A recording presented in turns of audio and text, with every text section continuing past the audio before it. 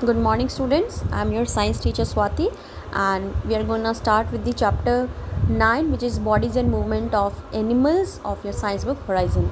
This is the part 1 and in this chapter you are going to study about the bodies and the movements of animals. So recall some questions like what is the basic building block of an organism and which organ system help us to move. If bones are hard, then how are we able to bend them? Can we move our limbs in all directions? Recall these questions. And you will learn, what you will learn about in this chapter is the types of movement in different animals, skeletal system in human beings, and types of joints and the movement in human body. So let's start with the chapter introduction.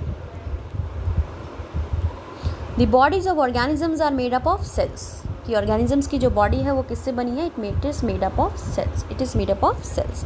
And the cell is known as the basic structural and functional unit of all organisms. और cell को ही हम एक basic structural या functional unit बोलते हैं सब organisms के लिए. ठीक है, किसी structure का basic unit भी cell है और function का basic unit भी cell है. And group of similar cells forms a tissue. और अगर हम बहुत सारे cells को arrange कर दें group में तो वो क्या बनाएगा? It will form the tissue.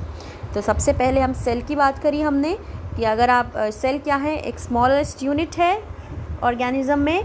अगर आप सेल्स को ज्वाइन कर दे बहुत सारे सेल से आपका क्या बन जाएगा? टिश्यू बन जाएगा.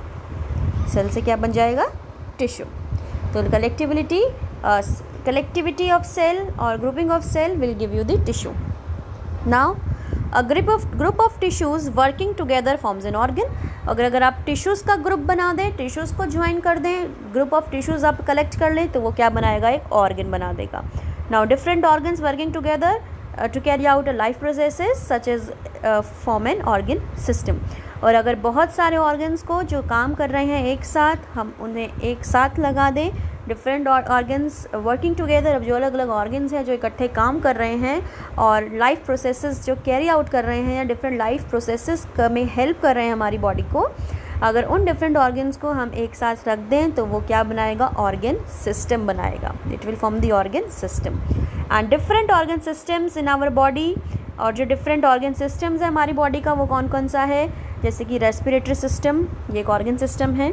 सर्कुलेटरी सिस्टम, ये एक ऑर्गन सिस्टम. इन ऑर्गन सिस्टम में बहुत सारे ऑर्गन्स हैं जो वर्क कर रहे हैं एक साथ. Digestive system, nervous system, skeletal system, muscular, reproductive system and the excretory system. All these are the organ systems where different organs are working together.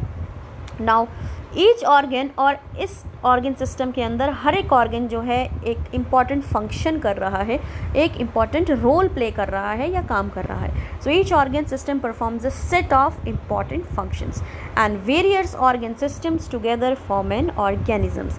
और बहुत सारे ऑर्गन सिस्टम्स को अगर हम एक साथ लगा दें तो वो क्या बना देगा? Organism. And skeletal system along with the muscular system helps in the movement of animal.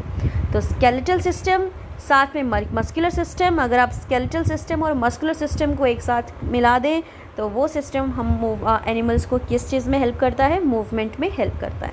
तो मूवमेंट के लिए स्केलेटल और मस्कुलर सिस्टम दोनों सिस्टम आपकी हम एनिमल्स की मूवमेंट में हेल्प करते हैं. फाइन. सो अभी हमने इस चैप्टर में क्या पढ़ा? हमने पढ़ा कि जो बेसिक स्ट्रक्चरल यूनिट है आपकी वो क्या है? For an organism it is the cell. So I am writing here your cell is the basic structure unit. सो सबसे पहले सेल आएगा.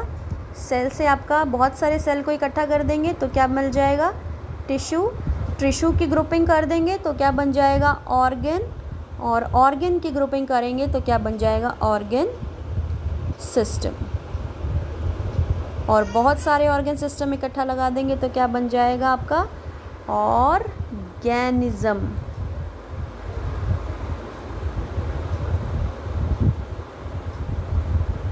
फाइन.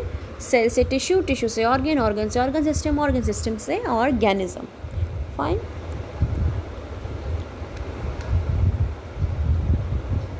सो आप ज़रा फिगर 9.1 को देखें जिसमें एक आपको डाइजेस्टिव सिस्टम दिखा रखा है, आपको रेस्पिरेटरी सिस्टम दिखा रखा है. ये अलग अलग ऑर्गन सिस्टम है हमारी बॉडी के जो वर्क कर रहे हैं बेटा.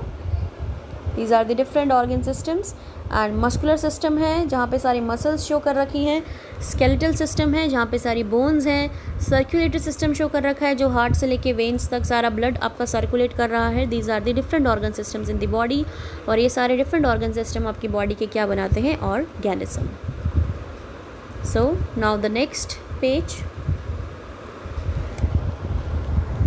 Now next page is saying animals move in different ways. अब एनिमल्स जो है अलग अलग तरीके से मूव करते हैं, सच एज वॉकिंग, फ्लाइंग, जैसे कि कोई कुछ वॉक करते हैं, कुछ उड़ते हैं, कुछ स्विम करते हैं, कुछ क्रॉल करते हैं, कुछ होप करते हैं। फाइन, तो सम वॉक, फ्लाई, स्विम, क्रॉल और दी होप।